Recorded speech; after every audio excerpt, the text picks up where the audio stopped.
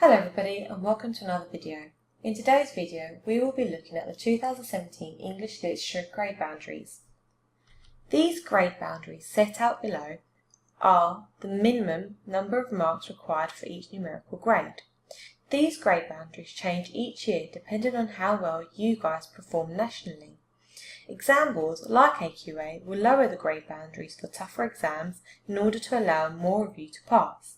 However, if a number of you as a whole, nationally, do well, the grade boundaries are likely to be raised. As you can see, the grade boundaries of Paper 1 and Paper 2 are vastly different. Paper 1 is worth 64 marks, whereas Paper 2 has 96 marks available. The reason for this is because Paper 2 has a higher weighting. It is worth 60% of your overall literature grade, whereas Paper 1 is worth 40% of your overall literature grade.